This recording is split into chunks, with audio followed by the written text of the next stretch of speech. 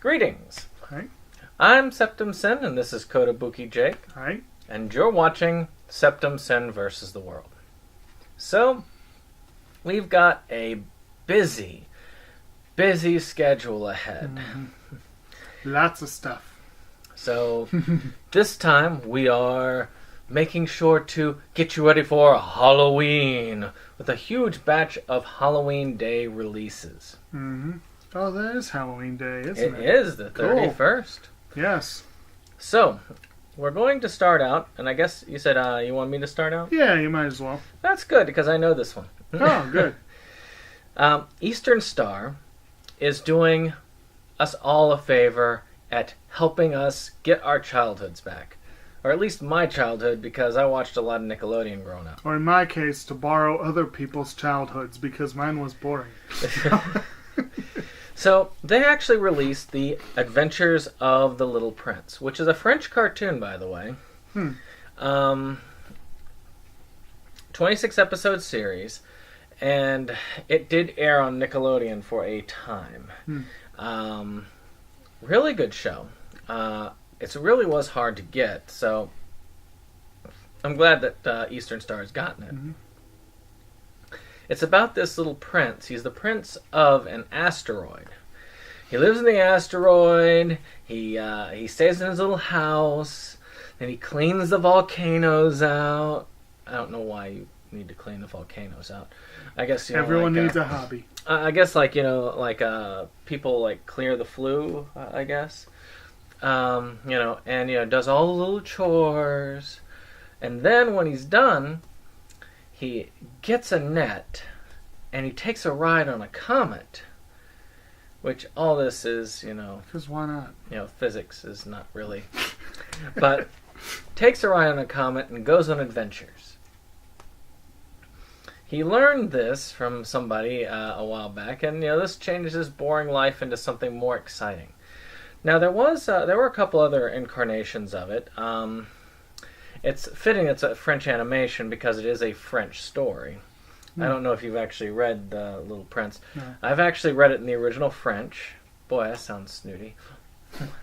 But I have read it in the original French. And, I've seen the live-action movie with Gene Wilder. Does he play the Little Prince? He actually plays a fox in that one. And so I'm really excited about this. It's going on my wait list. I can't really afford to buy it right now because of other financial things. One of which is that Sentai put up another sale. Yeah. And this time some of their lowest prices on DVD are $12.99. Oh yeah, it's a good deal. Especially after you told me about Dusk Maiden of Amnesia, which I got that cheap, and then when Supernatural Battles Become Commonplace, I want to get cheap. that one. So I was like, I'm waiting for Blu-ray on that one. Well, the Blu-ray prices aren't really not it's that great. the usual. Yeah. Well, I'm waiting. It's probably going to go on sale on the 12 days sale. Here's one I know you're not going to upgrade from your set anytime soon. Speaking of things that are out of the budget, and speaking of horrifying, terrifying things, because it's appropriate because it's Halloween. We, I think, commented on this before, and apparently our information may have been incorrect. Aniplex, our favorite group, Aniplex, is re-releasing one of the greatest anime I've ever seen, Anohana, the flower we saw that day. NIS America originally released it here in the States. They kind of were already kind of slacking off on their releases by the time Aniplex put out the movie. We had thought that this re-release was including the movie, but no, it's just the series. You can buy the whole... What? No, go ahead. Oh, okay. You can buy the whole series from Aniplex. What was the price points? Like $120, something like that? It wasn't that bad, but when you add in like the $70 for the movie... Well... maybe it wasn't 120. Maybe it was like 90. No, it was more than that. It was over 100. Okay, so it is more than $50 more than NIS was offering for the same series. And NIS's collection was sweet. It's awesome. I'm so thrilled I have it. So, I think, I don't know, if you did not get Anohana from NIS, Dope. you can now get it again. It is available again, or as of next week, Yeah. and it will be a shiny, pretty package.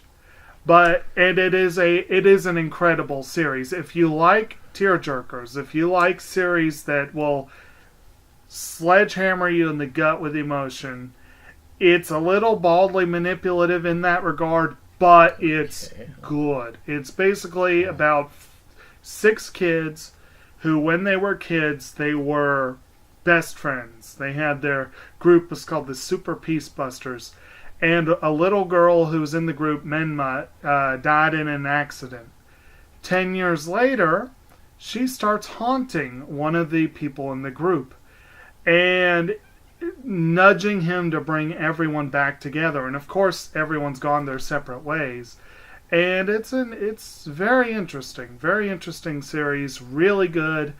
It's one of the few Aniplex titles that I can say is worth the price. It's just such a high price. It would, but if you can afford it, great. If you can't, stream it and watch it. Yeah, that is probably how it would be. So Aniplex's price is $120 if you're going on Right Stuff. $150 is their retail price. Mm-hmm. So, if you see it above that, they're jipping you. Yeah, with that plus like $70 for the movie, it's expensive. Mm-hmm. So on to mine, which is such a great addition as well, from Studio Well Go USA, which Mm-hmm. I swear is just importing, just various Asian films to the United States. I do believe they were the ones Mostly- that put out Train to Busan and some of those films. I'm wondering if they mean We'll Go USA instead of Well Go. It's hard to say. But it's a movie called Broken Sword Hero, which I have a feeling is not as good as Train to Busan. I could be wrong on that. But it's a Muay Thai hero. Mm-hmm. And that's all I really got out of this. So think Ong Bak, but with a broken sword. Yep. So it's another Muay Thai martial artist. I actually really liked Tony Jaa. I thought he had a lot more potential, and then got wasted on a bunch of crappy movies. Yeah, the first Ong Bak was a pretty good Oh, movie. first on Buck was yeah. awesome, but Yeah. everything else has just been kind of. Yeah, I was disappointed. And that's all I gotta say about that. Yeah, exactly. Now, my next one is a revisit to something we have talked about before. A lot of the Studio Ghibli stuff is getting re-released. G-Kids is handling these releases. Although, again, like I was just telling you, I think Shout Factory is actually doing the physical pressing of these releases. I'd have to double check, but it's kind of ironic that we're looking at Castle in the Sky, because 15 minutes from now I'm going to be missing a theatrical screening of the film, and I'm very disappointed because I love the movie. Castle in the Sky is one of my very favorite Ghibli films. It's really a good movie. It's based on an old, like a lot of these are, it's kind of based on an old story that's more familiar to Western audiences, but the basically about a floating castle in the sky.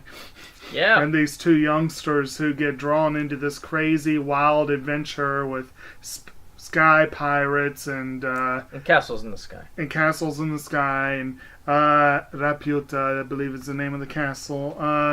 And it's just a really good, it's an old Miyazaki film. It was actually the first, if I recall correctly, the first official production of Studio Ghibli. It was the first film that they made as a studio, and if you've not seen it, it is essential viewing. And of course, now that it's getting re-released, that should make it a little more available, Yeah. And I wish I had gotten to see it in theaters, but I've never well. I never understood the G-Kids releases of these, because it just, to me, I understand like Only Yesterday and Ocean Waves, because those were never released.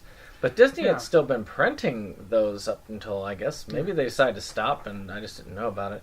I don't know what the deal is there. They kind of they haven't been very vocal about this arrangement with G Kids, and it's been hard to find out the info. Like, I know with Only Yesterday and The Ocean Waves, I spent years bitching about those because Disney wouldn't want to Disney bought the rights to them when they bought all these others and never touched them. Yeah. And granted, there is an extended sequence of a childhood game in Only Yesterday that Disney was horrified by some of the references in that sequence.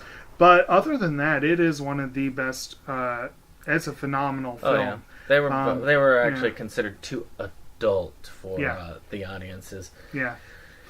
But Castle in the Sky is a good all ages release. Oh, yeah. Actually, that's one that, for me, I can't watch the sub. I've watched the sub before, but I have a hard time with the sub. No problem. Oh, of course not. You like them going, at the loud of their voice. Not always. This is something that has bothered a lot of American audiences. I get this from a lot of people that are not used to anime. They usually will tell me, they yell all the time. And in the Japanese, they love to yell, and they love to yell at high pitch. And the person who does the male kid, when he keeps screaming out the girl's name, it wants to shatter my eardrums each time. I want to check, but I think that may have been Mayumi Tanaka. Oh, well, the females play the males in those. Well, Mayumi Tanaka, of course, will be most notable to you as the voice of Monkey D. Luffy. Well, you see more reason why I would not want to do it. But that's my take on it. Yeah. I love the film otherwise. Excellent film. Great story. Beautiful animation. And the English dub is good. I don't know what they're going to do with the G-Kids version. They're probably going to use whatever Disney did if Disney redubbed it. I can't remember whether Disney redubbed it or didn't. I just know that my copy has the dub I like, so I'll probably stick with what I like. So. Yep. Next is a movie by Altered Innocence, a German movie called Center of My World. This seems like it would be more around your neck of the woods. Really? It sounds very artsy. Not only is it German, but it's a family drama about this family that's having some trouble, and then this guy or this kid, he moves in and he falls in love with this other boy, and then they have a romance, and they have to deal with that family turbulence, and so. It's about a nice boy-on-boy romance in Germany. So, slap World War II on this, and it would be Oscar-winning. Probably. I am generally much more willing to try random stories in foreign languages, and I don't know why, I just am. This one does look... It has a good reputation. I looked it up. It has good rating. Apparently, it did really well with the festival audiences.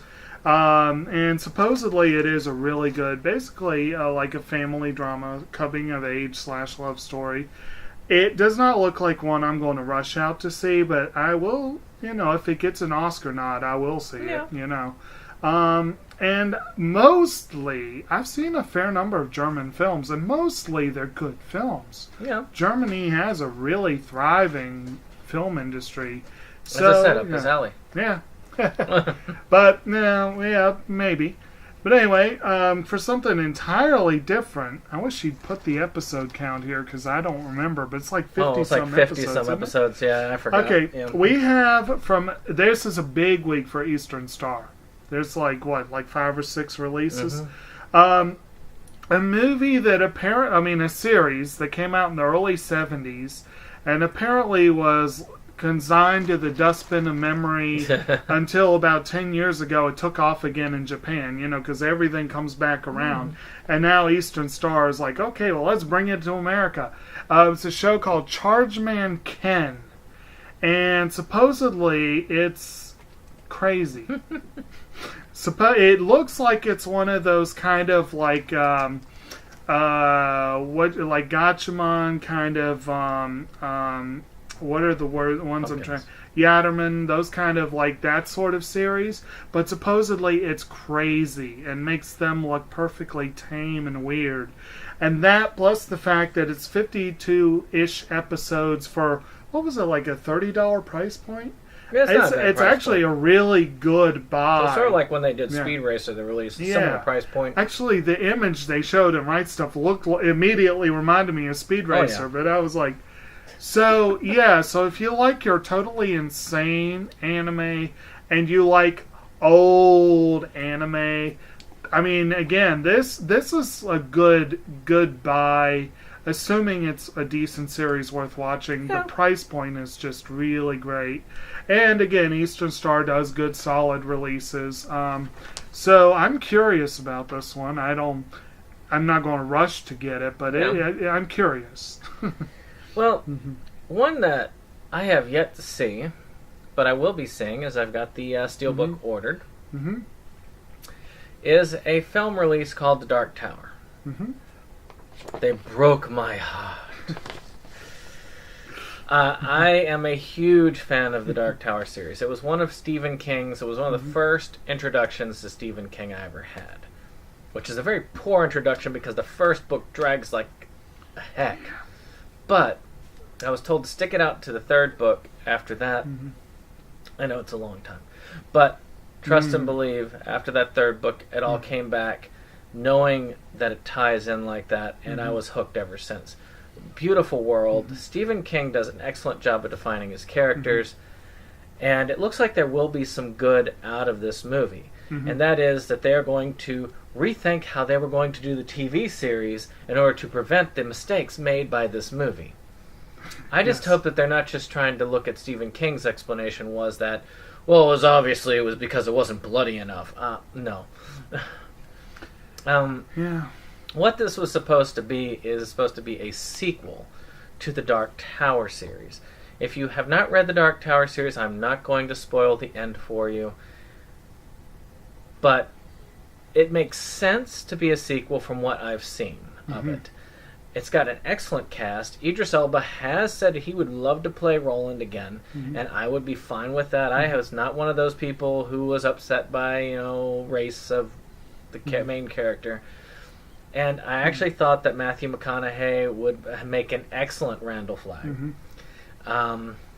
Technically not Flagg this go around, but actually, it's the same character. Yeah. But actually, what would make a good one in a Stand reboot? Oh gosh, Owen Wilson. I would love to see Owen Wilson play Randall Flagg. I could see or that. even Luke Wilson, but I would prefer Owen Wilson. Owen would be better. In a Stand reboot. Because because that character has that laid back the walking dude feel. But again, Matthew McConaughey can do that too. Yeah. Oh yeah. And I mean, that's how he used to Earthquake. That's how he used to actually make a lot of his movies. So I'm curious about it. I will be getting it. I will be watching it. I feel like they just weren't hitting it right this way. I really think that the better way to do it would be to follow the books and then get to the end and then do your hard reset. The only issue with it is you've got a kid who stays the same age for practically the whole series, and that's really hard to do with that many books. Yeah. Or at least if you're trying to do a live-action interpretation of the books or whatever, yeah. And you didn't see it either, though. So. No, I do want to. But yeah, this will be one, though. 7 books. Do 7 seasons, each one, 6 or 7 or 8 Change episodes. out the kid each season. Or just film them all back to back to back. No, I'm sure that. I say just do that. Just do that. Like it's easy. Well, I guess if you got siblings who look alike, maybe that would work. Well, yeah. That would. Well, they could do the different dimensional thing, and you get a similar looking kid. You could say, well, he came from a different dimension. So it's a slightly different. You see, he cut his hair differently on Friday, and that just changed his entire development from that. Yes, but at any rate, that would be a really good thing to, and then use it as the backbone and make new series based on other King properties like The Stand Yeah. or Salem's Lot or It that tie into the Dark Tower. And just have them all kind of play off. You know, because everyone wants to do these connected universes nowadays, you know? Actually, that would be a great one. The Stephen King universe Because series. most of his stuff ties into the Dark Tower. Not all of it, but most of it. Well, he's hitting a new renaissance with all this stuff released. Right. But anyway, my next one, I don't think you put the full title, because wasn't it like Frozen Time or something was the I subtitle? don't remember. I just got Dawson's. So this one is a Kino Lorber release, and Kino Lorber does some really cool oddball stuff. I mean, they do documentaries, foreign films, transfers of old films. But this new one is called Dawson City, and I think it was called Frozen Time was the subtitle. It's a documentary. Your listing here says, oh, I like your listing for Dark Tower. I just read it. You wrote, ugh. But this one says an historical look at an old town with over 500 silent films from the 1910s and 20s. Yep. So basically the gist of it is, if I understand correctly, they found an old movie collection frozen in the ice in the Yukon Territory. Not sure how that happened, but they found an old collection of silent films, many of which had been lost for more than 50 years, were gone. And obviously some of these are probably damaged beyond repair, but they managed to salvage a lot of footage. So this documentary looks at the films, but also the time that this whole the Yukon Gold Rush and that sort of thing. So it's kind of it's an historical documentary about this place, but also about the films of the time. So it sounds really interesting. It is. And it's on my wish list. Yeah, I'll definitely have to give that one a look. So I get another interesting one called The Devil's Candy. And this is one of those that makes me go, oh, another one. Shout Factory release, probably under the Scream Factory line, which I love, by the way. And don't get me wrong, I'll probably watch this movie eventually, because it's a haunted house movie. Well, it's a demonically haunted house, but so is the house in Paranormal Activity. So I really don't have much to say on this one. For sake of time, I think I will drop my my spiel on this, because I think there's another haunted house movie later on, so I'll probably get to it then. Okay. So I'll just pass it back to you. Pass. Okay, our next one is a Sentai release. It's a show I don't think I'd ever heard of before, and there's not much information on IMDb, but there is some information. It's called The Dragon Dentist, and it's 2 specials. That's it. It's what, 90-minute total runtime, something like that. So it's very short. I do remember that the cast featured Megumi Hayashibara, so that's kind of awesome. It's basically, well, what it sounds like. It's set in a world where there are dragons, and dragons have tooth problems, dental problems, and this girl fixes their dental problems. And that's really all I know about it. It looks interesting. Yeah. It's... anything with Megumi Hayashibara catches my interest because she is one of the greats in voice acting. So, yeah, I'll give that a look. I get another one from Eastern Star. You get a well-known one here, though. Very well-known series. 2 series, technically. Actually, Anime America released one about gruesome deaths, and their number one... I'll give you a minute. Spoilers, so you get 5 seconds. 5, 4, 3, 2, 1. Yeah, the number one on their list was every anime from the 70s and 80s for gruesome deaths. And nothing exemplifies this. Nothing represents this more than Fist of the North Star. The original TV series I've only seen smatterings of. My first introduction was through the terrible live-action movie. The guy is so good at martial arts, he explodes your head. Explodes it? Explode. Oh. Your head explode, as Strongbad would say. Strong Bad. But it's a post-apocalyptic future. You got these evil post-apocalyptic bad guys. You got this lone wanderer. He's a tough person. He's getting revenge after getting his butt beat down and shot and stabbed and basically eviscerated, and nobody would survive that, but he does because he's just that awesome. And then, Because then he comes back from the waste, kicks the crap out of people, and blows their heads up. And that's what this series is about. And it does this for 152 episodes. yeah, technically, according to A&M, this is 2 series. Yeah, One of them, I think, yeah. is 102, and then they... It was Yeah. originally released in 4 Yeah. parts. There's also a second series, which is a shorter series, like an OVA type. I think it's called New Fist of the North Star. Yeah. And then they have a chibi version. Which I've been wanting to get just because of the concept of a chibi Fist of the North Maybe Star. Eastern Star will release that next. I think Sentai has that one. Oh. But this one, again, 152 episodes, and their price point's it's what, like 50. 80? 50. Oh, 50. Yeah, so that's a good buy. Oh, really good deal. Especially if you like your 80s action. Oh, yeah. It's on my wish list. I can't afford it right now, but it's something I want. Yeah. No, that's one I'm going to have to give a look at, too. If only because it's so well known. Oh, and yeah. It is very influential. You'll have a shonen hard time with series. that one. Yeah, probably. But It hey, you explodes got through, everyone's head. You got through that one, that Doom Megalopolis, so if you got through that, you should be okay. Well, that was much shorter. Yeah, well, yeah. It was only 4 episodes. This is better written. Yeah. Okay, so my turn. And I get something that I don't really know what to say about this. I don't know much. Halo, the Complete Video Collection.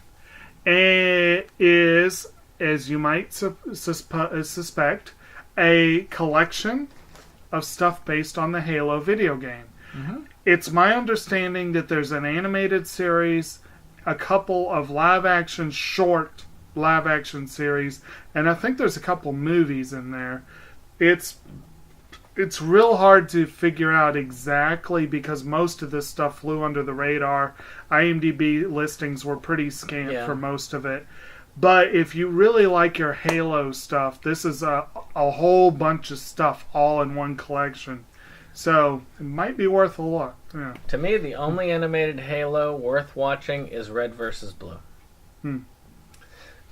Rooster Teeth, you were awesome. And that's a Shout Factory release. So that would be... So by Acorn Media, we have Humans 2.0. Second season of Humans. I don't know anything about that, and I got confused when I looked at it because it was a continuation of the original. I didn't have time to look up the original. So you might know. Well, I looked at it. Acorn, of course, is a company that specializes in British, particularly dramas, but a lot of stuff.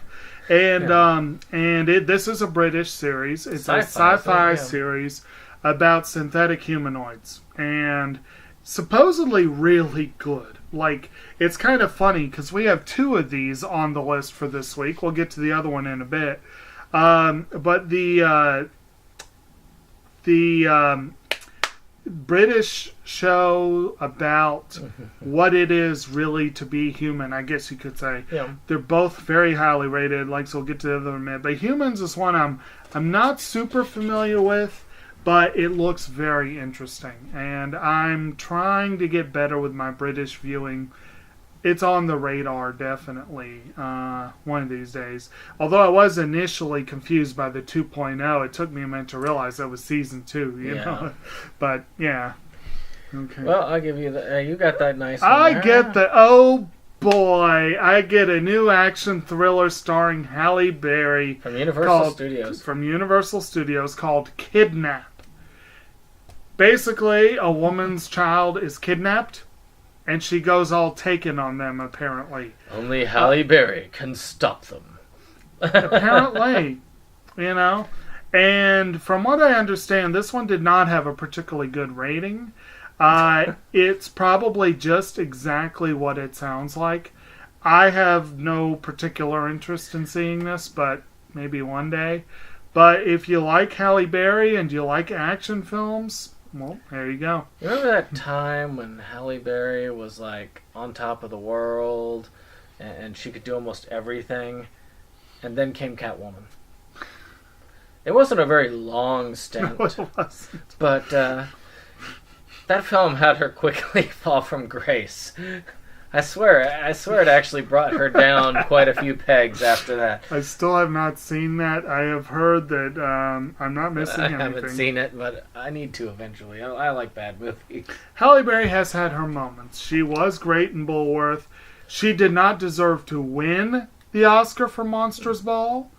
That should have gone to Naomi Watts, who wasn't even nominated, or to Judi Dench. But she was really good at Monsters Ball. She's had some other moments where she was really good.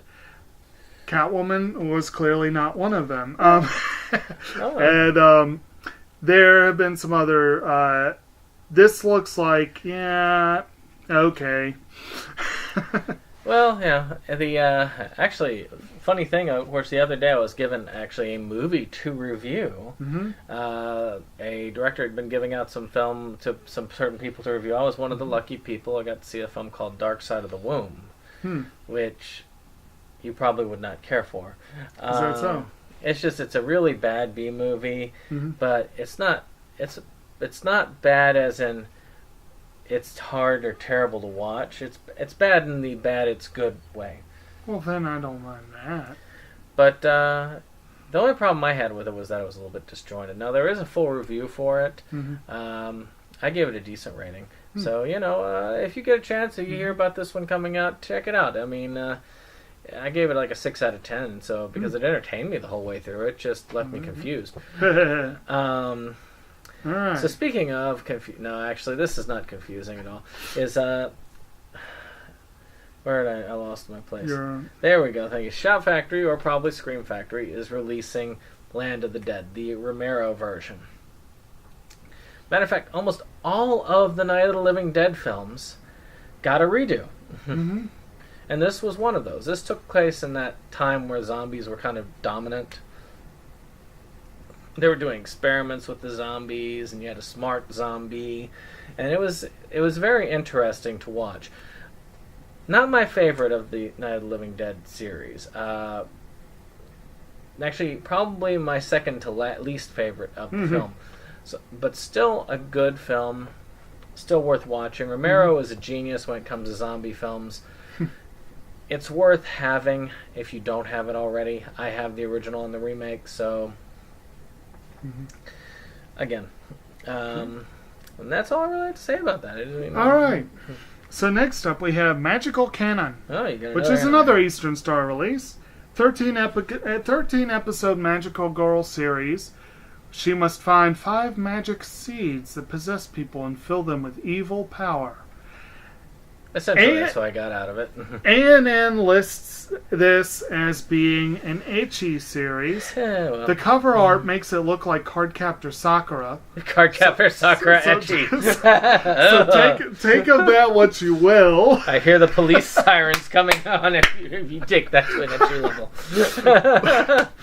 It looks like it could be interesting, but that combination does make me wonder about God. But it's out there, especially if you love your Magical Girl series. You got another one you can look at. Okay. So now this next one is another G Kids release or Nausicaa Valley of the Wind. Now, awesome film. I believe it was one of Miyazaki's first solo projects, if I remember correctly. It was his follow-up to The Castle of Cagliostro. Because I know that wasn't a solo for him. I know that he was like lead on it, but I know he wasn't. Well, he directed, he wrote it. I mean, that was still his Lupin, baby. But it wasn't his. Lupin's not his creation. Lupin, no. I thought you were talking about Nausicaa. But this was his creation, and so therefore he, this was, I think, to me, this was when he was 100% on board for the first time Well, At least full length. if I'm not mistaken, I think he had Toshio Suzuki and Isao Takahata producing on the film. Mm-hmm. This was the film that basically allowed them to form Ghibli. Well, yeah, it was a commercial success, and they were able to parlay that into making a studio. So you've got the film that really put Ghibli forward, and then you got the first film from Ghibli. Mm-hmm. So it kind of works out well this time around. And Nausicaa is a really good one. It's about a dystopian future. Mm-hmm.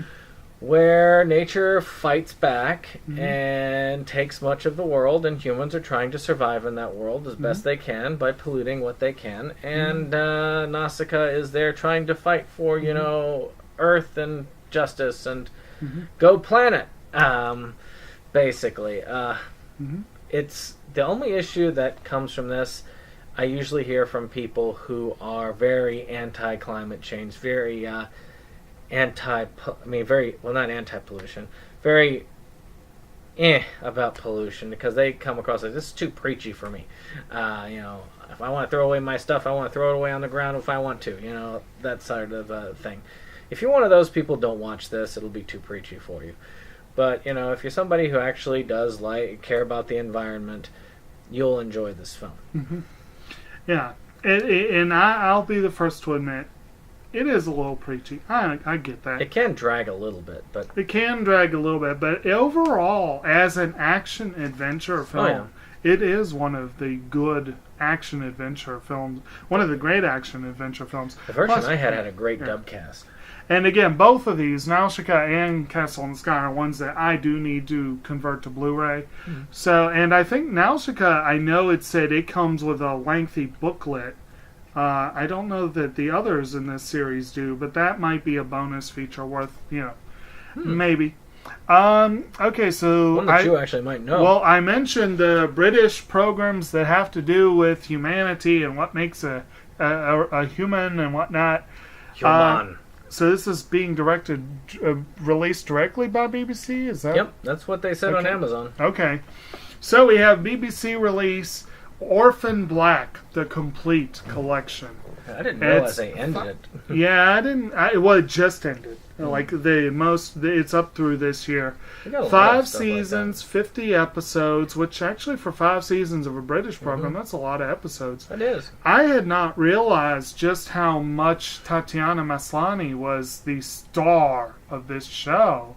She plays a lot of different characters, and apparently she was involved in the production and co-writing, and Maslany is a wonderful actress who really is past getting the notice she deserves.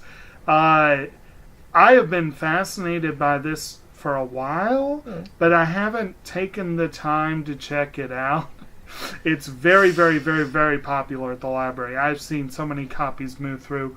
It is one that I do want to watch. And now that there is a complete collection, and that might be the way to go about getting it, it's very, very highly rated series. And if you are at all into science fiction series or British programming or anything, it is one to check out. Yeah. Yep, indeed. Okay. Well, I get one that's interesting. A Power Rangers... You skipped one. Oh. Did I? Oh, yeah. Outcast, Orphan Black. That's appropriate, actually. You overlooked the Outcast. Outcast Season 1, 20th Century Fox. It looks interesting enough. I mean, it's about a man who's been apparently possessed his whole life and dealing with these possessions and trying to find out more about why.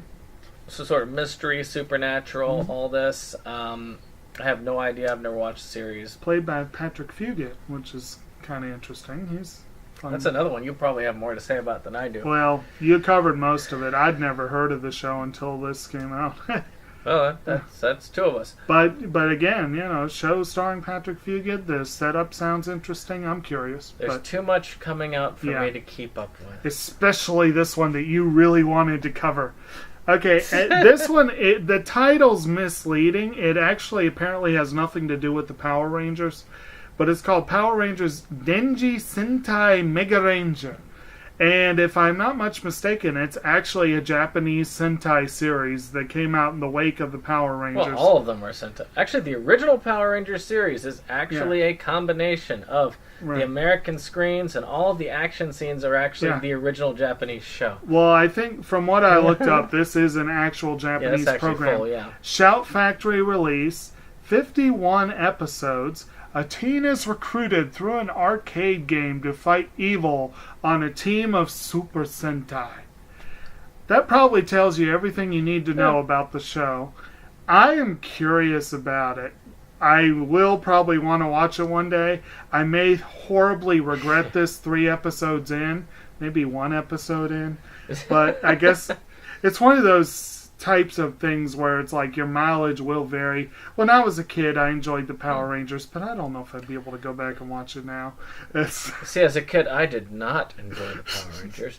I was actually a little bit too old for it, I guess, when it came out. But I want to actually see the original Japanese show that they took clips of, that Saban took clips of, and combined it with lame American acting to make the Power Rangers that we know and love today.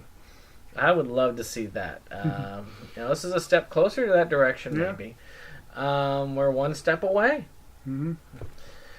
So I get another one from the BBC. Big week for BBC. Yeah. High-profile series. Which is another Sherlock gift set. Now, for those of you not familiar with the last gift set, you got 2 nice little bookends, and this time they had to update it. Even though it says 4 seasons, some of these seasons are like an episode. Well, it's 4 seasons and the Abominable Bride special, isn't it? Yeah. I've seen most all of it. I think I've missed like maybe 1 episode. Each episode is basically a mini movie. They're almost an hour and a half a piece. And it is really good. If you haven't seen this is a good opportunity to pick it up. I need to pick it up, but I just don't feel like paying to pick it up until I know it's done.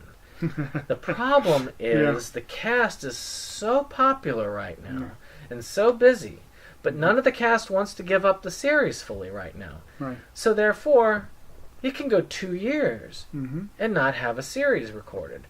So who knows when it's going to end. I've been told 1 more. They're planning 1 more series.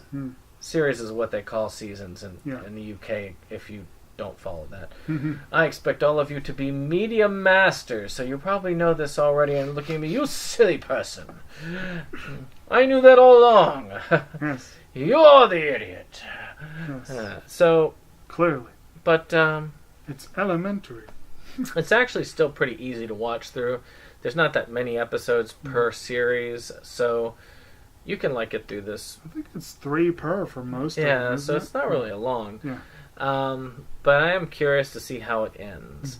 So I'll be curious about that. And probably I will get the gift set that comes out after that series. And you're up. And I'm up. And I'm up for a movie that you probably know better than I do. But we're seeing a 4K release of Terminator 2 Judgment Day. I didn't think it needed an explanation. Yeah, I think most people who are watching this channel have heard of Terminator 2 Judgment Day. Probably most of you have seen it. Some of you have probably seen it more than any sane person ever should. I actually had only seen bits and pieces growing up, but I think finally 4, 5, 6 years ago, I finally watched it. I don't actually have it in my collection, but it's one... Well, partly it's because of the whole thing of, I kind of want to get a set that brings the whole together. But this is another one where they keep bleeding out new pieces of the franchise. And it's kind of I don't just want to get a standalone that's going to be a moot point if I ever get a set. But, which really annoys me sometimes with franchises, that you have to make that decision of whether you're going to double buy, T2 is easily the best piece that I've seen of the series, but then again, I've only seen the first 2 movies and Salvation, and this may be blasphemy, I don't like the first movie. I thought it was boring and tedious, and It's a classic. I actually like Salvation. which also is against the grain. Yes, but it's an interesting show. It's worth watching at least once. It's any collector needs to at least have it on their radar.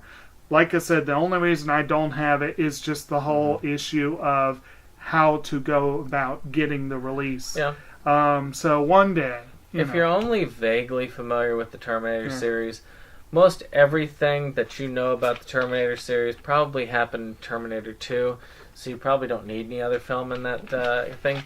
It also has, surprisingly, the CG holds up well, but that's because they didn't have to use a lot of colors for it. Right. So, I mean, a lot of times you see old CG, it looks like, yeah. But, like the first one. They didn't use a lot of CG. That's if any. true. They That's used true. more prosthetics and makeup.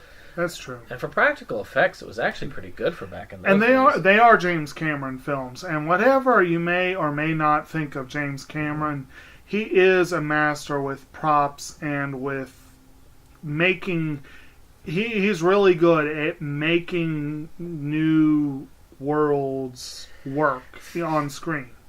You know, even if you don't particularly like him or his movies all that much. So, from actiony to more artsy. Yeah.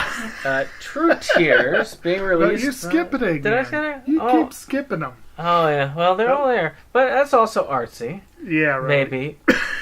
Okay, not as artsy. The Testament of Sister New Devil, Season 1. Say that 3 times fast. So that's a 12-episode series plus the OVA. Basically, these two very beautiful girls, move in with this high school boy. But the twist is that one of them turns out to be a succubus, and the other is a demon lord in training. Mm-hmm. And I think he's supposed to be like a demon stalker or something, isn't he? Like I didn't read that much into it. It just looked at it like, oh, another one of these. Harem anime with a horrible title. It's a memorable title, but horrible. I'm sure if you love this type of anime, you will like this one. Mm-hmm. If you are lukewarm to this type of anime, you probably want to steer clear of this one for better shows, or at least stream it first. I would recommend streaming it first before getting this thing. And it's Funimation, so they'll probably eventually have a save release, and you'll probably be able to get it cheaper somewhere down the road. So you get the arts here on that. Yeah, okay, the far and away the most recent Eastern Star release this week, I think it was 2005, maybe 2006. It's a show called True Tears, and I think they had a prior release from, I'm not sure who the original company was, but well, it sounds well written. Basically, it's kind of, I think you've got most of it here. A boy meets a girl with emotional problems. Actually, he lives with. Yeah, well, she moves in with him. He's living with a girl who is extremely popular and people love her, and she's pretty good at socializing. But at home, she's quiet and withdrawn, and he's convinced she has very serious emotional issues. And there's another girl who cannot cry. And he gets this idea of he wants to help her out. And I think it somehow is involving maybe giving the one sadness to the other, something. It's kind of a complicated setup for the plot. A&N described it as a love rectangle series. Mm-hmm. It is very highly rated, and the art looks good, and it definitely sounds interesting. It definitely sounds a notch above most of the anime on the list this week. But it would definitely be worth a look, I think. And it is kind of cool that Eastern Star is pulling from many different directions. It gives me hope for some of the more obscure titles I want to see released. And as I think I've said before on this channel, someone needs to release a Cheeky Angel. Post-haste. Zetsubo Sensei. Those two are the big ones. But even without that, even Detective Academy Q would be a fun release, you know? Or finish Case Closed. Yes, finish Conan. Well, there's no finishing that one, but... One day. Get One it day. going into like a giant set like Yes. that would line this wall. So anyone watching who works for Eastern Star or knows someone who works for Eastern Star, get the message to them to pick up those series. Well, I get to end it Yep. with something that you would want, so at least I bet I'm able to take something there because that's a Russian film. It's an interesting one. I've actually put this on my wish list because it does sound like an interesting concept for a film. Mhm. Is this a Russian film about this woman who works at a zoo? People make fun of her. She's not, well liked. And then she suddenly finds out that she's grown a tail and has many other strange things follow at this point. They examine her, and it gives her a newfound, I guess, place in the world. So it looks interesting. It sounds like a great concept. Probably very artistic. Probably very well written. Well, maybe not. With the Russian films, they do produce some good ones, but there are a lot of bad ones that don't necessarily make it our way. Well, there's some good ones that don't make it our way either. Their release here is very iffy, but So yeah. There are some highly rated ones that make it here. That I saw Leviathan, and yeah, well, they can't all be wonderful. but 12 was great. Yeah. Yeah, so there are some good ones. Yeah, good times. So, with that being said, I wish you well, and I hope you have a happy Halloween. Please, thumbs up this if you liked it. Of course, subscribe to the channel, share, and if you had any comments on what we saw, any of these that you're particularly looking forward to, any that we've missed for Halloween, let us know in the comments. In any case, I will see you in the next one.